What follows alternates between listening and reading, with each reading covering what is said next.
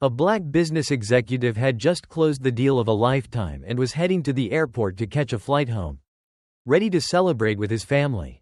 But what should have been a moment of triumph quickly turned into a nightmare. At the security checkpoint, a TSA officer stopped him without cause, subjecting him to an invasive and humiliating search. The officer made baseless accusations, drawing the attention of onlookers who whispered and stared. Just 10 minutes later, however, the tables turned in a way no one could have predicted, leading to the officer's immediate suspension and sparking a conversation that would shake the entire airport.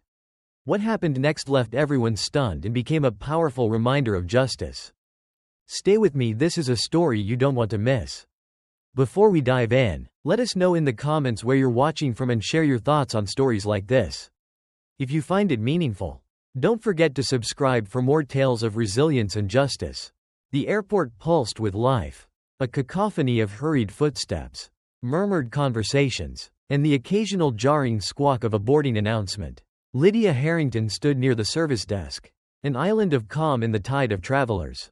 Her dark, neatly tailored suit and quiet presence might have gone unnoticed in the sea of movement. Had it not been for the quiet power she exuded, something that demanded respect even when unspoken. The line moved sluggishly, each step forward another small test of patience. Lydia glanced at her watch. She had ample time before her flight to Chicago. But waiting had never been her strong suit. The years had taught her to measure her steps, her words, her gaze to embody grace under pressure, even when the world around her sought to provoke. Ahead of her, the line buzzed with quiet tension. A young man argued with the attendant about an overbooked flight, his frustration met with a saccharine, indifferent smile. Behind her, an older couple whispered about the weather, their voices soft but wary. Everyone had somewhere to be, something urgent tugging them forward. But no one noticed Lydia. Not yet. When she finally reached the counter, she offered the attendant a polite smile. "Good afternoon," she said, her tone measured, deliberate. "I'd like to inquire about a first-class upgrade for my flight to Chicago." The woman at the counter, a blonde named Melissa, barely glanced up. Her fingers hovered over the keyboard, but her expression betrayed disinterest. "An upgrade?" she repeated, as if the very word carried weight she couldn't be bothered to lift. "Yes," Lydia replied evenly. "I'd like to know if any are available." Melissa's lips tightened into something resembling a smile. It wasn't friendly. "Let me check," she said, her voice teetering on the edge of mockery. Her fingers tapped lazily at the keys, though her gaze flicked upward once, assessing Lydia in the way people do when they think they already know the story. And there it was, the first faint thread of a familiar pattern. Lydia felt it, as surely as one feels the weight of rain in the air before the first drop falls. She had spent a lifetime navigating the invisible net of assumptions that caught her in the smallest, most ordinary moments. The way a smile could be a weapon. The way politeness could cut as sharply as cruelty. Melissa turned to her coworker, a younger man named Todd, who was adjusting his tie with exaggerated precision. "Hey, Todd," she said, loud enough for Lydia to hear. "You think we've got any first-class upgrades left?" Todd looked up, his expression shifting instantly when his eyes landed on Lydia. He smirked, leaning casually against the counter. "First class?" he said, his voice thick with disbelief. "That's not usually a thing people just ask for." Lydia's jaw tightened slightly, but she kept her smile steady. "I'm aware of the cost," she said calmly. "I simply need to know if it's available." Todd's smirk grew, and Melissa joined him in a quiet laugh. They weren't loud, not enough to draw attention from the other passengers. But the air around them became charged. Lydia felt it ripple outward like the tremor before an earthquake. "Let me just check," Todd said, his voice syrupy with false courtesy. He turned back to the computer and typed with exaggerated slowness. "But, you know," he added, not bothering to look at her, "first class isn't for everyone." There it was, not outright hostility, not the kind of overt discrimination that made headlines or sparked protests. Just a suggestion, a whisper wrapped in a smile. It was the kind of prejudice that went unnoticed by those who weren't its target, the kind that blended seamlessly into the hum of daily life. Melissa leaned closer to Todd, her voice dropping but still audible. "You know how it is. Some people always think they can reach a little too high." The words hit their mark, though they were not meant to. Lydia inhaled slowly, deeply, letting the weight of them settle. This was not a new sensation. It was old, familiar, like the ache in her knees when the weather turned cold. She had carried this burden her entire life. And though it no longer surprised her, it still stung. She looked Melissa in the eye. "I didn't ask for your commentary," she said, her voice as smooth and sharp as a blade. "Just the availability." Melissa blinked, startled by the firmness in Lydia's tone. But Todd chuckled under his breath, as though the words had rolled off him without leaving a mark. He tapped the keyboard again, more for show than purpose, and turned back to Melissa. "Probably better check with someone higher up," he said with a grin. "This one might need special handling." The laughter that followed was quiet but cruel, echoing in Lydia's ears long after it faded. Behind her, the line of passengers grew restless, their conversations tapering into silence as they began to sense the tension. Lydia stood her ground, her grip tightening on the handle of her carry-on. This wasn't about the upgrade anymore. It wasn't even about Melissa or Todd. It was about the machinery behind their behavior. The silent systems that allowed moments like this to happen over and over again. In airports and offices, in schools and streets, it was about the subtle way racism worked itself into the fabric of daily life. So quiet and pervasive that it could pass as normal. Lydia reached into her pocket and pulled out her phone. With practiced ease, she dialed a number and lifted it to her ear. "This is Lydia Harrington," she said, her voice steady and calm. "I'm at gate 17. Please send Leonard Carver to the service desk immediately. We need to address a personnel issue." Melissa's smirk faltered. Todd shifted uncomfortably, his confidence cracking just slightly. Lydia said nothing more, tucking her phone away and stepping aside. The murmurs from the line behind her grew louder now. Passengers watching with a mix of curiosity and unease. The seconds ticked by slowly, each one a small victory in Lydia's unwavering patience. She had seen this before, seen how quickly people like Melissa and Todd turned brittle under pressure. And though she carried no illusions about changing their minds, she knew this. Accountability was a language even the most arrogant understood. And so she waited, poised and silent, while the storm she had called forth began to gather. Lydia Harrington stood just off to the side of the counter, her calm demeanor like a ripple in the bustling terminal. Her phone rested in her pocket now, a quiet instrument of resolve. The minutes stretched, each one marked by the low hum of conversations from the line behind her, the rhythmic clatter of luggage wheels, and the faint announcements over the intercom. Yet, in her mind, time had narrowed, sharpened into a singular moment of focus. Melissa and Todd, the smug airline employees, had retreated into a quieter kind of arrogance. Todd was typing again, his fingers moving with exaggerated precision. But Lydia knew he wasn't doing anything useful. Melissa stood with her arms crossed, her lips twitching as if suppressing another laugh. They didn't take her seriously. Not yet. Behind Lydia, a passenger shifted forward, a man in his 60s, gray-haired and dressed in a blazer, leaned toward her, his voice low. "Excuse me," he said, glancing toward the counter. "Is everything all right? I couldn't help but overhear." Lydia turned her head slightly, offering him a polite smile. "Thank you for your concern," she said, her voice warm but firm. "It will be resolved soon."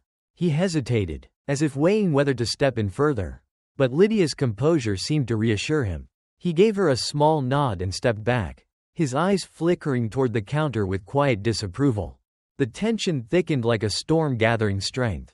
Lydia noticed how the other passengers in line began to fall silent, their attention shifting toward the counter. Some whispered to each other, glancing at her with curiosity or faint sympathy. Others folded their arms, their faces unreadable, their own thoughts on display only in the flickers of their eyes. Lydia knew what they were thinking. Some were outraged on her behalf, recognizing the injustice unfolding in real time. But others carried a different kind of discomfort, the unease that comes with witnessing something they couldn't articulate but felt was wrong. The kind of discomfort that stays silent, afraid to upset the fragile balance of the moment. This, too, was a form of complicity, she thought, the kind that let moments like this happen over and over again. Melissa and Todd, oblivious to the shifting energy around them, continued their performance. "Probably some big shot," Todd muttered under his breath, though loud enough for Lydia to hear. "Bet she's bluffing." Melissa smirked, twirling a pen between her fingers. If she really had any pull, someone would be here by now, she said, her voice tinged with mockery. $10 says this whole thing blows over in 5 minutes. Lydia didn't respond. She didn't need to. Instead, she adjusted the strap of her carry-on and checked her watch. 7 minutes had passed since her call. She thought of her father, a man who had taught her the art of waiting without losing her dignity. Patience isn't about passivity, he had once told her. It's about control. Let them reveal themselves while you hold steady. She could feel the unraveling begin. It was subtle at first, a shift in Todd's posture. The way Melissa's eyes darted toward the terminal entrance as if she were starting to doubt her own bravado. They could sense the storm coming now, though they didn't yet understand its size or speed. And then, like a crack of thunder, it arrived. A man in a dark suit strode into view, his polished shoes clicking sharply against the tiled floor. His presence drew immediate attention, the kind of authority that turned heads and silenced whispers. Leonard Carver, the regional manager, moved with purpose, his expression set in a way that left no room for doubt. "Miss Harrington," he said as he approached, his voice carrying across the terminal with quiet respect. "I came as quickly as I could. I apologize for the delay." Melissa's smirk vanished as if it had been wiped clean. Todd took an involuntary step back, his face paling. The weight of the moment bore down on them, heavy and unrelenting. Lydia turned to Leonard, her expression calm but resolute. "Thank you for coming," she said. "I believe we have a situation here that requires immediate attention."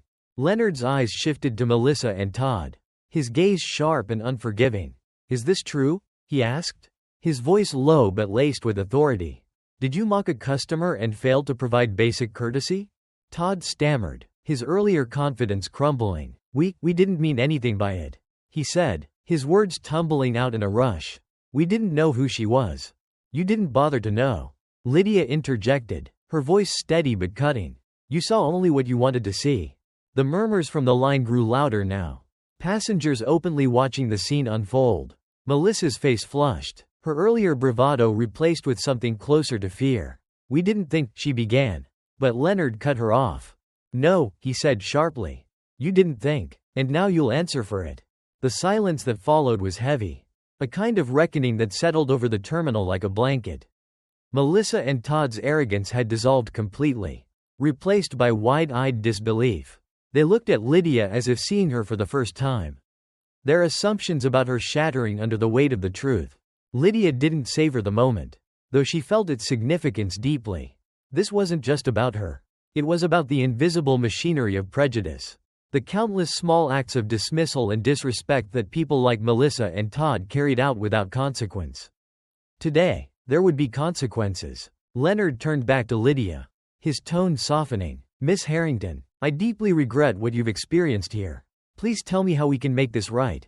Lydia met his gaze, her voice quiet but firm. "You've already begun," she said. "Now finish it." And with that, the storm passed, leaving behind a silence that was no longer uneasy but resolute. Lydia picked up her carry-on and followed Leonard toward the gate, the sound of her heels clicking against the floor like a metronome. Behind her, the line of passengers watched, their faces a mix of awe and understanding.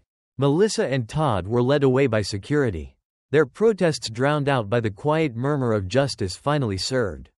Lydia didn't look back. She didn't need to. The fault lines of assumption had been exposed. And for a brief, shining moment, they had been disrupted. The cabin of the airplane was hushed, insulated from the clamor of the terminal Lydia Harrington had left behind. First class was a world apart, a cocoon of plush leather seats, ambient lighting, and soft murmurs from passengers who seemed effortlessly at ease.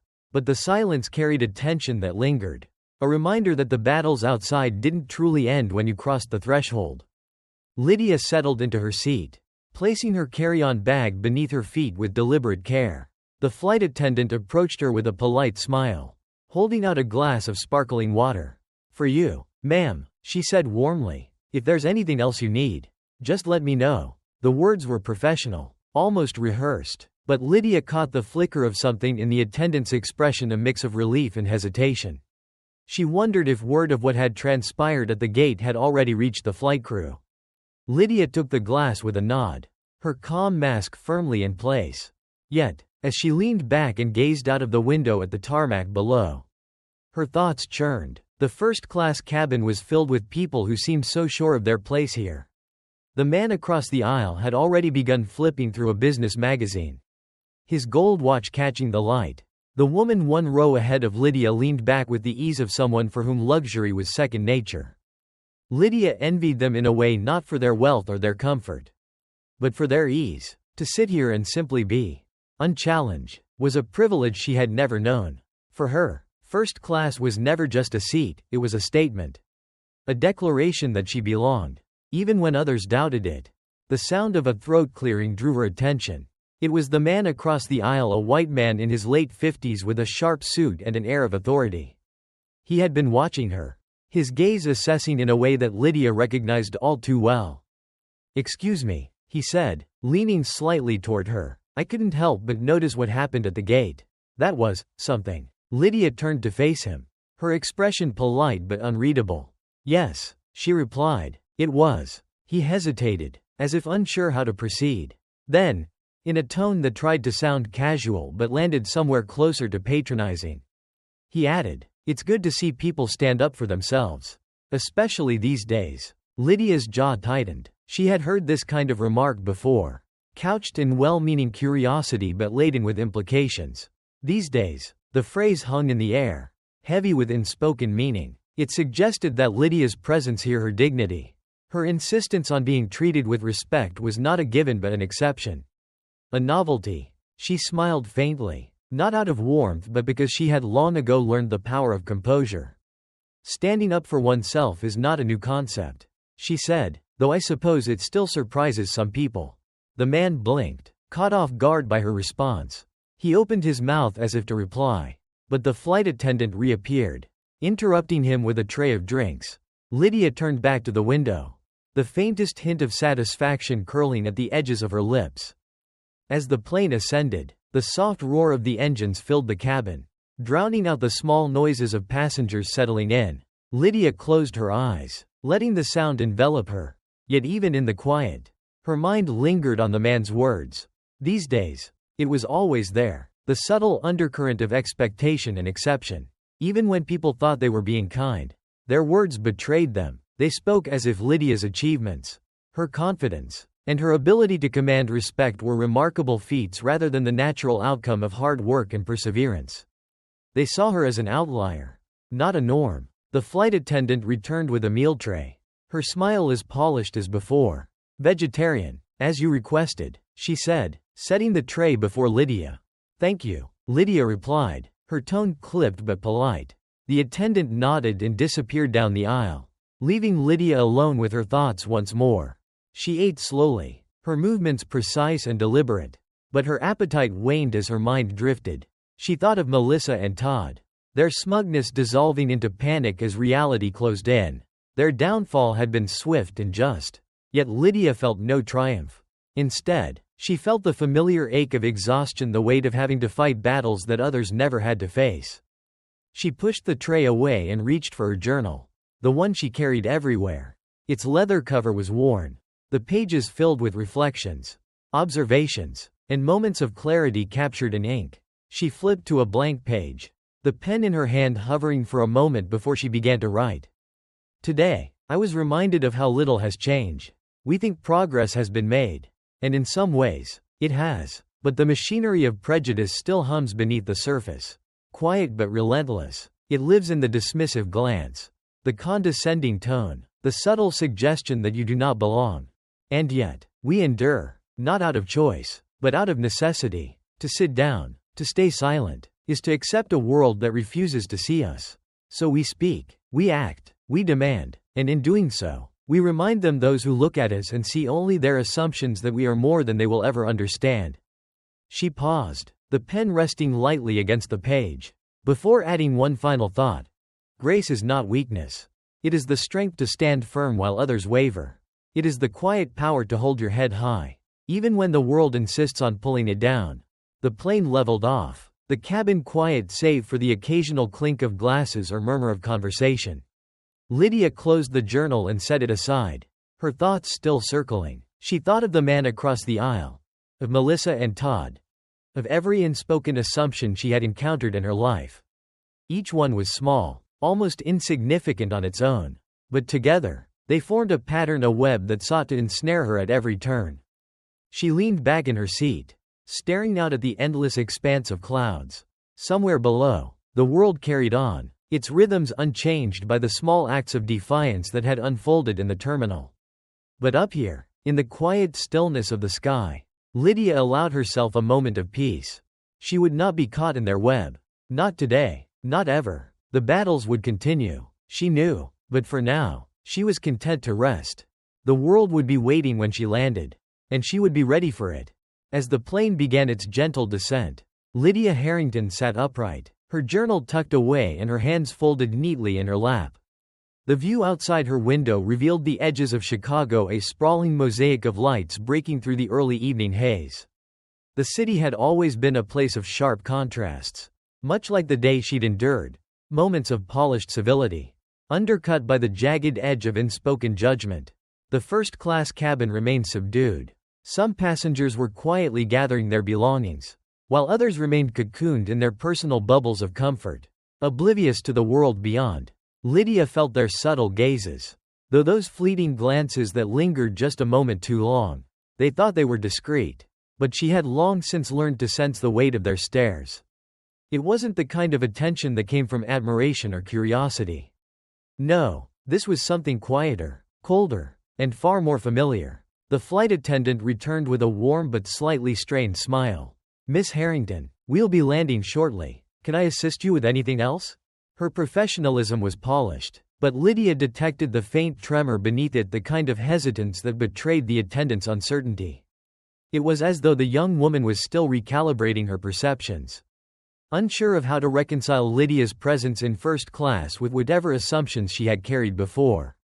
"No, thank you," Lydia replied evenly, her voice smooth as glass. She met the attendant's gaze, holding it for just a moment longer than necessary. The young woman's smile faltered. Then she nodded and moved on. The landing was uneventful, and soon the plane taxied to the gate. Lydia rose from her seat with practiced precision, collecting her carry-on bag and slipping the leather strap over her shoulder. She waited calmly as the other passengers filed out, their departures marked by soft exchanges of pleasantries with the crew. When her turn came, the flight attendant at the door offered a warm, "Thank you for flying with us, Miss Harrington." Lydia paused, her lips curving into the faintest smile. "Thank you," she replied, her tone deliberate. There was no sarcasm, no edge, but the attendant flinched as if she had heard both. The terminal was bustling as Lydia stepped onto the concourse, the air buzzing with overlapping voices and the rhythmic hum of suitcases rolling across tiled floors. It was here, in the anonymous sea of travelers, that the day's events began to weigh on her. The exhaustion was not physical. She had faced longer flights and far more draining itineraries. No, this was the kind of tired that came from navigating the unseen barriers the world placed before her. Again and again, as she made her way toward the exit, Lydia caught sight of a man approaching from the opposite direction. He was tall, dressed in an impeccably tailored suit, and walked with the purposeful stride of someone accustomed to being in control. His face was familiar. "Miss Harrington," he called out, his voice cutting through the noise with quiet authority. It was David Grant, the regional director for the airline. He extended a hand as he reached her, his expression a mix of warmth and formality. "Mr. Grant," Lydia replied, shaking his hand firmly. "I wasn't expecting to see you here." David chuckled softly, though the sound carried little mirth. "After what happened earlier, I thought it best to meet you personally. I owe you an apology." Lydia tilted her head, her gaze steady. "It wasn't your words I had to endure."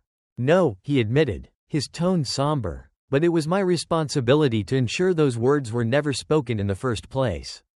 I failed in that." His candor surprised her, but Lydia wasn't ready to let him off the hook.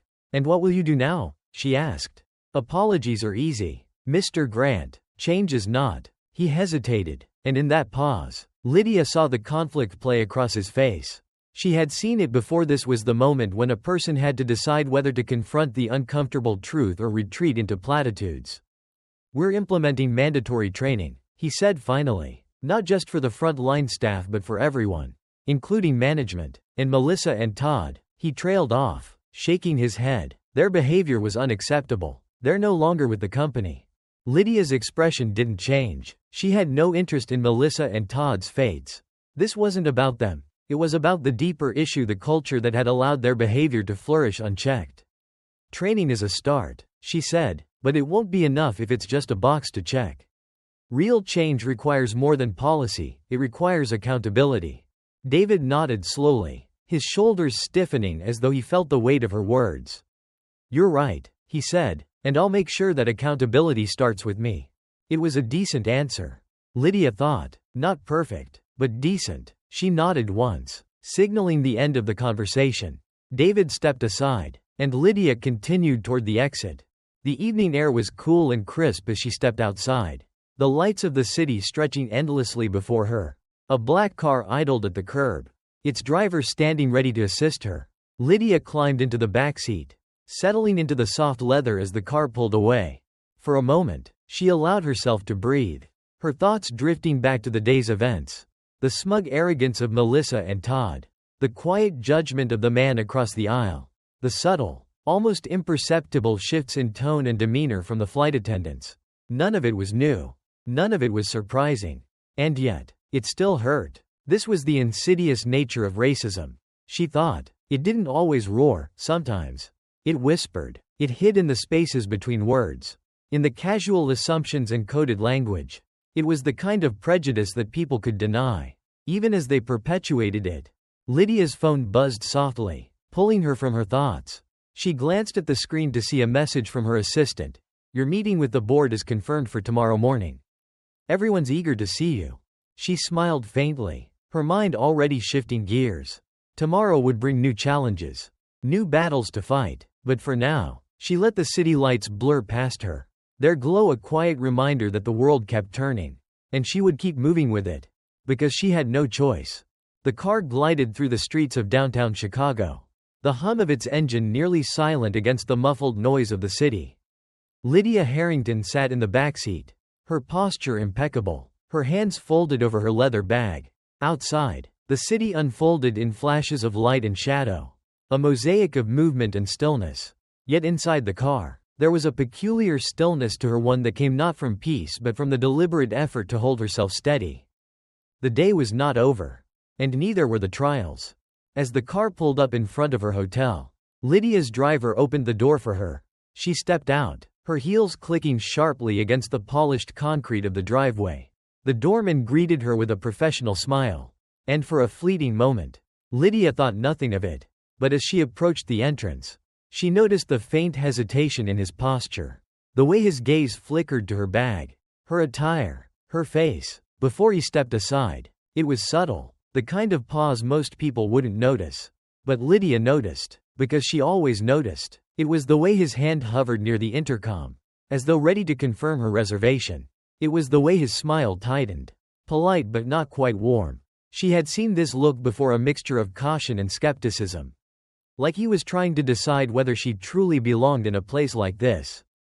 She said nothing, simply meeting his gaze with a calm, unwavering stare. The doorman's discomfort grew under her scrutiny, and he quickly stepped back, holding the door open wide. Lydia walked through without a word. The hotel lobby was grand in its design, gleaming marble floors, towering chandeliers, and the faint scent of fresh flowers wafting through the air. It was the kind of space designed to impress, to remind its guests of their status and privilege. But for Lydia, it carried an undercurrent of tension. Spaces like this always did. As she approached the reception desk, the young woman behind the counter glanced up and offered a practiced smile. Good evening, ma'am. Welcome to the Astoria. Do you have a reservation? Lydia placed her ID and credit card on the counter. Yes, I do. Lydia Harrington. The receptionist's fingers flew over the keyboard, her smile faltering ever so slightly as she scanned the screen. Lydia watched as her expression shifted, confusion, followed by something Lydia recognized all too well, doubt. I'm sorry, Miss Harrington, the woman said after a moment, her tone apologetic but strained. It seems there's an issue with your reservation. It's not coming up in our system. Lydia's jaw tightened, though she kept her composure. That's surprising, she replied evenly. I received a confirmation email earlier today. The receptionist hesitated, glancing toward a manager who was standing nearby. He was a middle-aged man with sharp features and a pinstriped suit. His expression stern as he observed the exchange from a distance. Lydia didn't need to look twice to know what was coming. "Let me call the manager," the receptionist said, her voice taking on a note of practiced authority. She gestured toward the man, who approached with a brisk, confident stride. "Good evening, ma'am," he said, his tone formal but detached. "I understand there's an issue with your reservation. Unfortunately, we're fully booked tonight, and without a confirmed reservation in our system, I'm afraid there's not much we can do." Lydia stared at him, her expression calm but unyielding. "I have a confirmed reservation," she said. "Would you like me to show you the email?" The manager hesitated, his confidence faltering for a split second. "That won't be necessary," he said quickly, though his tone suggested otherwise. "I'm sure there's been some kind of misunderstanding." "A misunderstanding," Lydia repeated softly, her voice sharp enough to cut through his veneer of professionalism. "Let me clarify. I have a reservation. I expect it to be honored." The tension between them was palpable now, drawing the attention of other guests in the lobby. Lydia could feel their gazes on her, the weight of their unspoken judgments. Some looked on with curiosity, others with quiet disapproval, as though they too questioned whether she belonged here. The manager glanced around, clearly uncomfortable with the growing audience. "One moment, ma'am," he said, retreating behind the counter to consult with the receptionist. As the minutes ticked by, Lydia stood her ground, her posture as steady as a monument. She thought of the countless times she had faced this same battle in different forms at luxury boutiques, at exclusive restaurants, even in corporate boardrooms. The setting changed, but the dynamics were always the same: the quiet skepticism, the unspoken assumption that she was out of place. She thought of the doorman's hesitation, the receptionist's doubt, the manager's veiled condescension. None of it was overt, none of it was explicit, but it was there, woven into the fabric of their interactions, as insidious as it was persistent. It was the kind of racism that hid behind smiles and policies, that denied its existence even as it made itself felt. The manager returned, his expression more subdued now. "We've located your reservation, Miss Harrington," he said, his tone carefully measured. "I apologize for the confusion. Your suite is ready. Please allow us to escort you upstairs." Lydia didn't move, didn't smile. She let his words hang in the air, letting him feel the weight of his mistake. Then, with a slight incline of her head, she replied, "Thank you." The elevator ride to her suite was silent, save for the soft chime of each passing floor. The bellhop accompanying her avoided eye contact, his earlier enthusiasm replaced with awkward silence. When they reached her floor, he opened the door to her suite and stepped aside, gesturing for her to enter. "Enjoy your stay, Miss Harrington," he said, his voice overly bright in a strained attempt to make amends. Lydia set her bag down and turned to face him. "Thank you," she said, her tone neutral. She closed the door before he could respond further.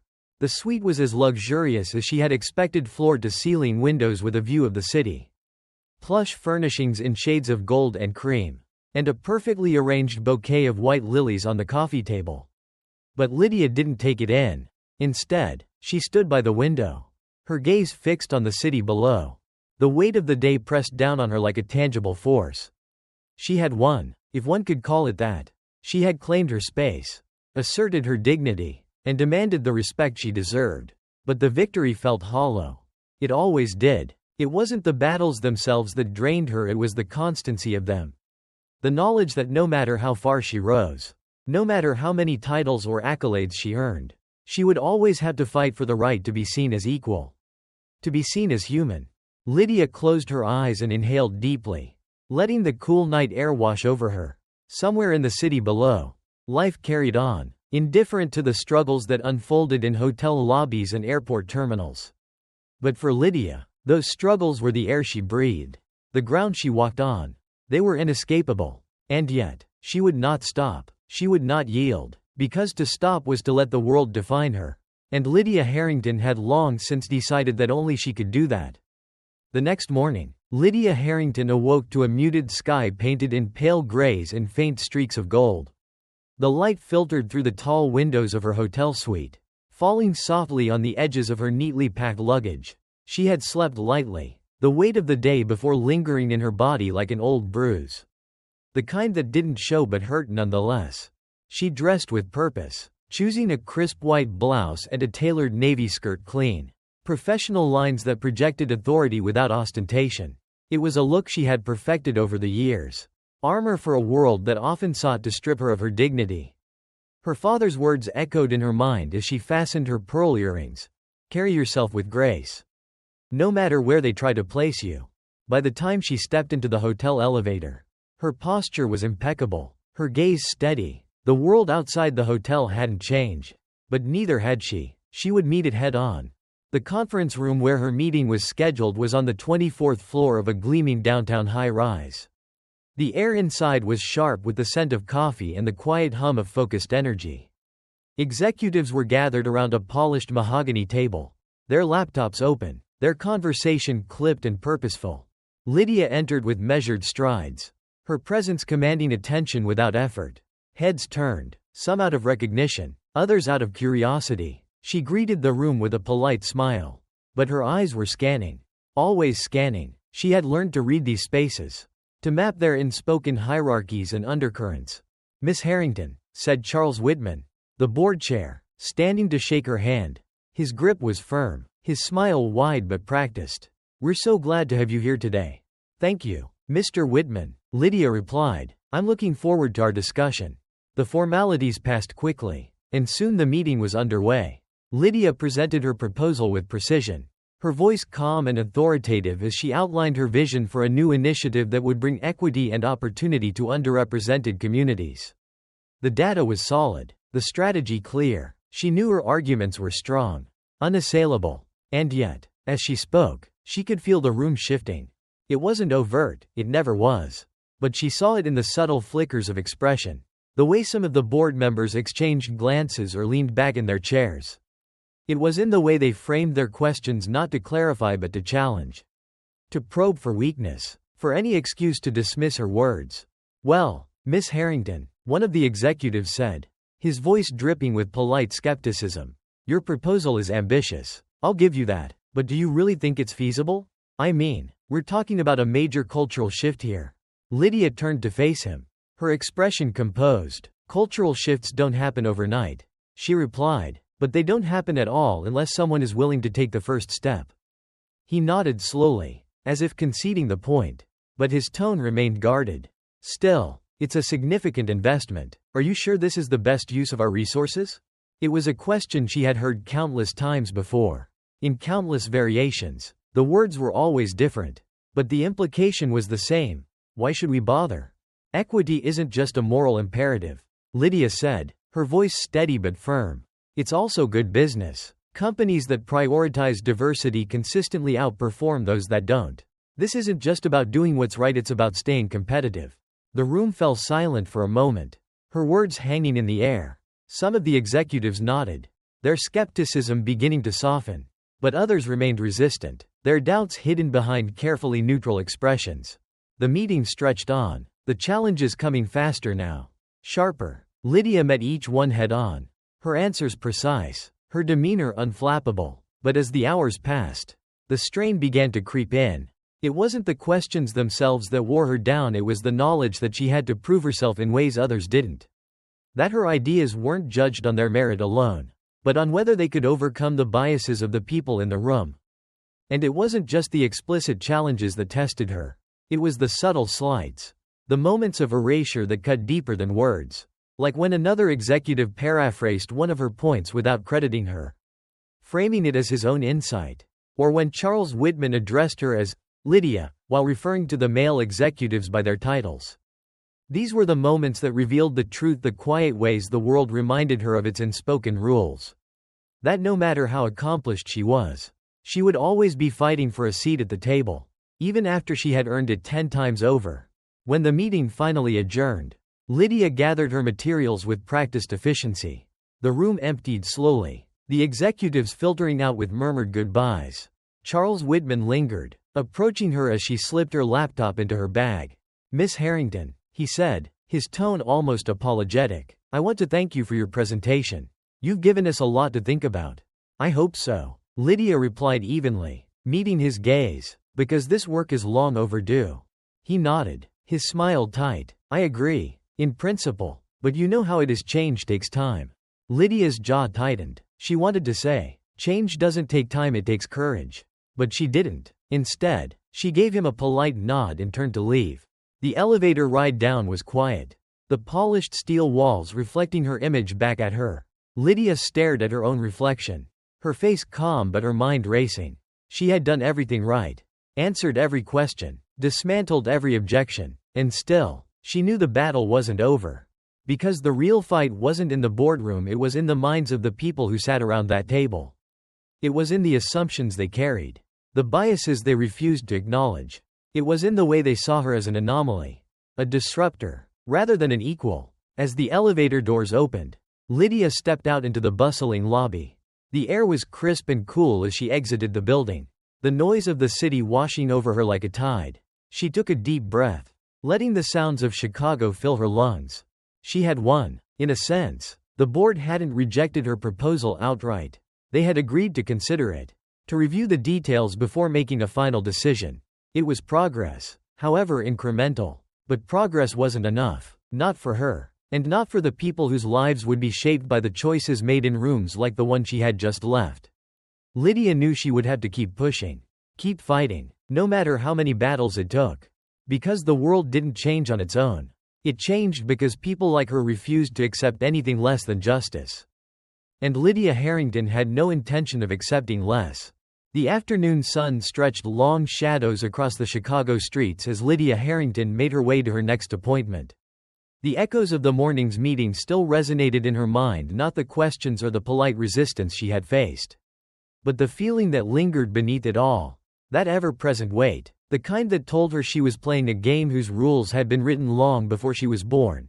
By people who had never imagined someone like her sitting at their table. The car dropped her off in front of an elegant cafe. A place where the city's influential gathered over espresso and discreet negotiations. Lydia stepped inside. The faint hum of conversations and the clinking of fine china enveloping her. The hostess greeted her with a polished smile.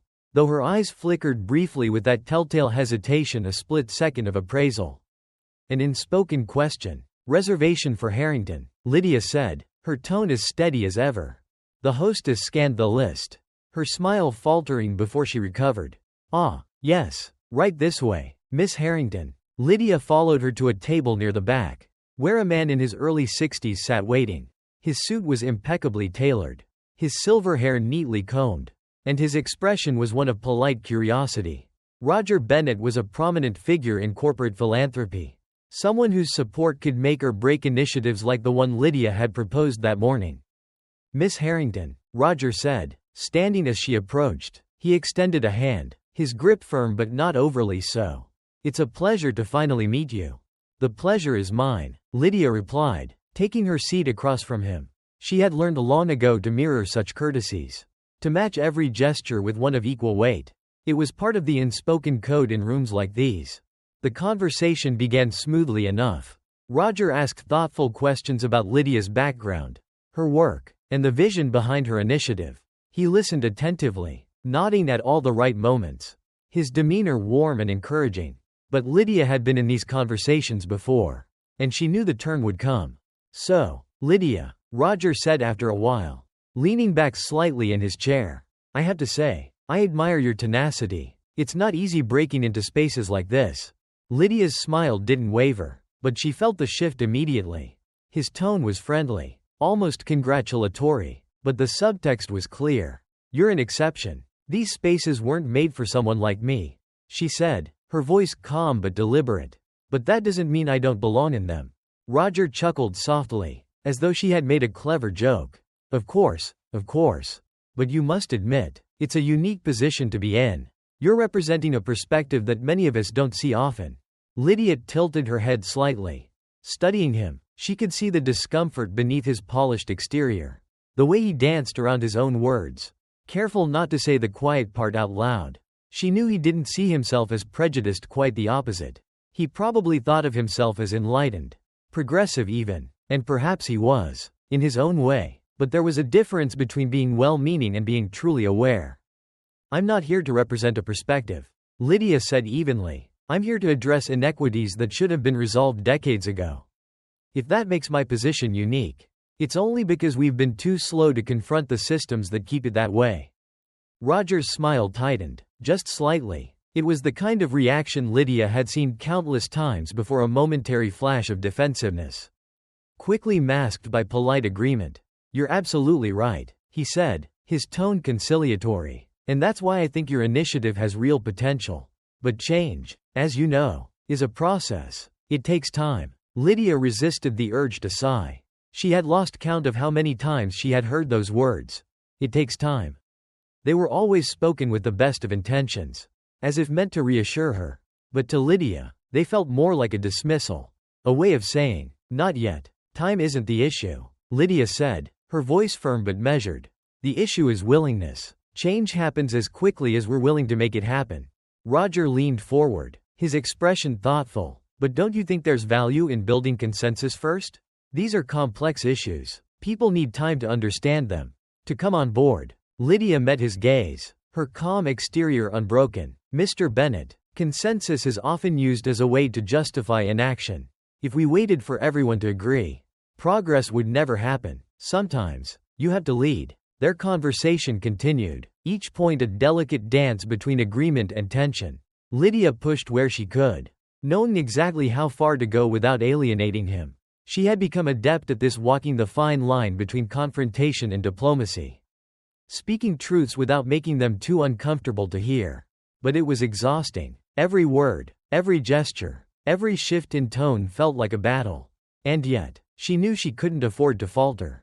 Not here, not now. By the time their meeting ended, Roger had agreed to consider her proposal seriously. He had even offered to connect her with other influential figures who might lend their support.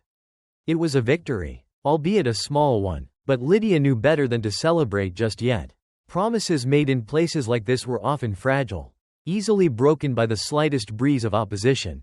As she left the cafe, Lydia felt the weight of the day pressing down on her. The sun was beginning to set, casting long shadows across the pavement. She paused for a moment, closing her eyes and taking a deep breath. The air was cool, tinged with the faint scent of rain. She thought of Roger's words, his subtle condescension wrapped in kindness.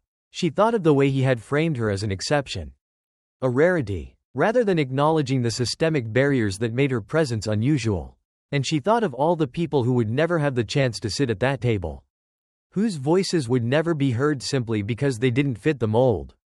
Lydia opened her eyes, her gaze steady. She had won a small battle today, but the war was far from over. And she was tired, so tired of fighting the same fights, of pushing against walls that seemed to rebuild themselves every time she knocked them down. But she couldn't stop. She wouldn't stop, because to stop was to accept the rules as they were. And Lydia Harrington had no intention of playing by anyone's rules but her own. She straightened her shoulders, her heels clicking purposefully against the pavement as she walked toward the waiting car.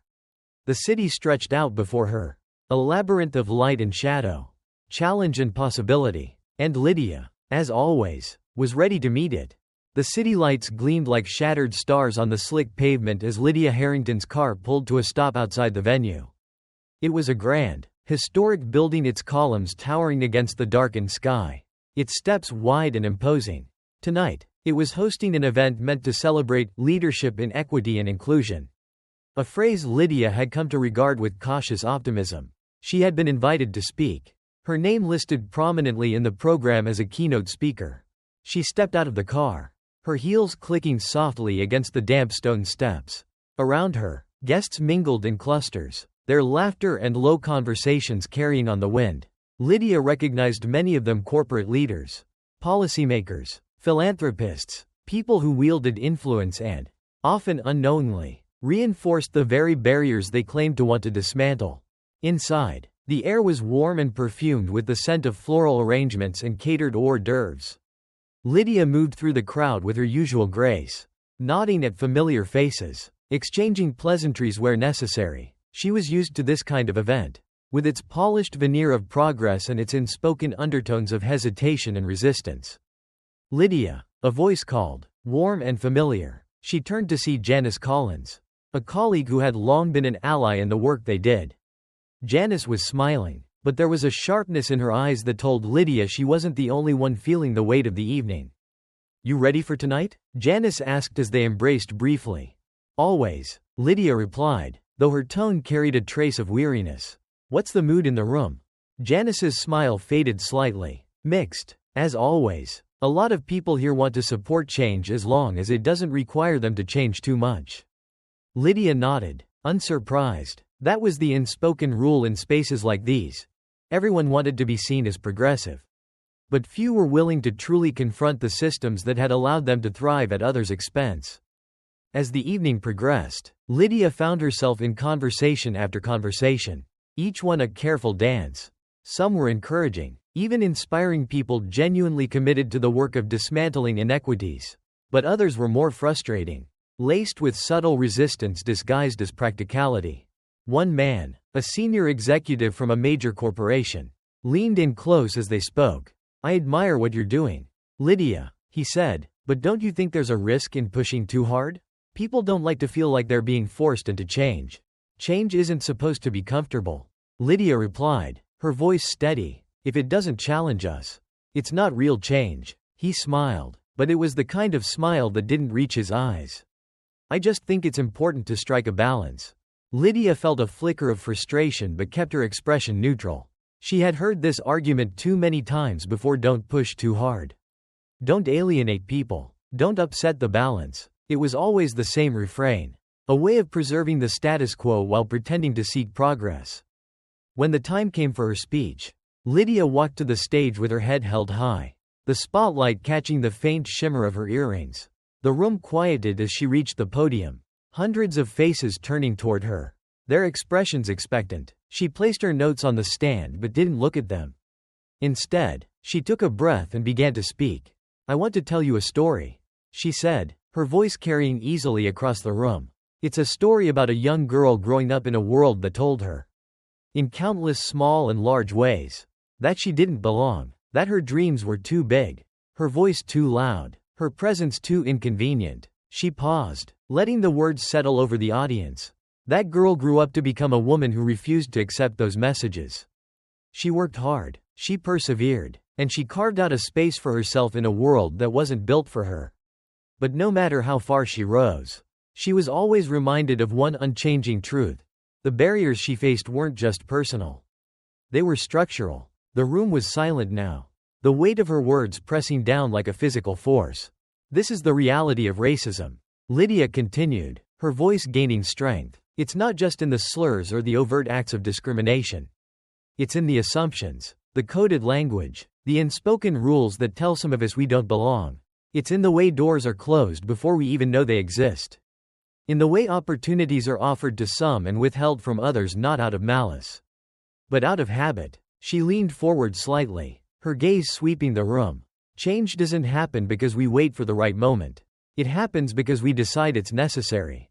It happens because we refuse to accept anything less." When she finished, the applause was immediate and thunderous. But as Lydia stepped off the stage and returned to her seat, she knew the applause wasn't the measure of success. What mattered was what would happen after the clapping stopped. Would the people in this room take her words to heart? Or would they file them away as just another compelling speech?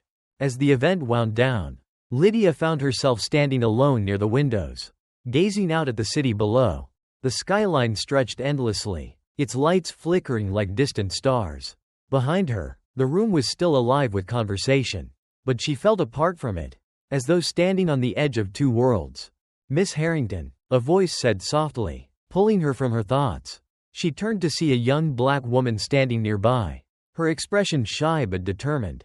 "I just wanted to thank you for what you said tonight. It meant a lot to me." Lydia smiled, her heart lifting slightly. "Thank you," she said. "I'm glad it resonated with you." The young woman hesitated, then added, "Sometimes it feels like nothing changes. You know, like no matter how hard we work, the world stays the same." Lydia's smile softened, and she reached out to touch the woman's arm lightly. "It does change," she said, "not all at once, and not always in ways we can see. But every step forward matters. Every voice raised makes a difference. Don't let anyone convince you otherwise." The woman nodded, her eyes bright with unshed tears. "Thank you," she said again, before turning and walking away. As Lydia left the venue, the cool night air hit her face. Refreshing and grounding, she stood on the steps for a moment, looking out at the city. She thought of the young woman's words, of the countless others who felt the same frustration, the same exhaustion, and she thought of her own journey, of the battles she had fought and the victories she had won, some small, some monumental. The world hadn't changed as much as she wanted it to. But it had changed, and it would keep changing. Because people like her refused to give up. They refused to accept the unspoken rules that sought to limit them. Lydia straightened her shoulders and began walking down the steps, her heels clicking softly against the stone. The city stretched out before her, vast and full of possibilities. And Lydia Harrington, as always, was ready to face it head on.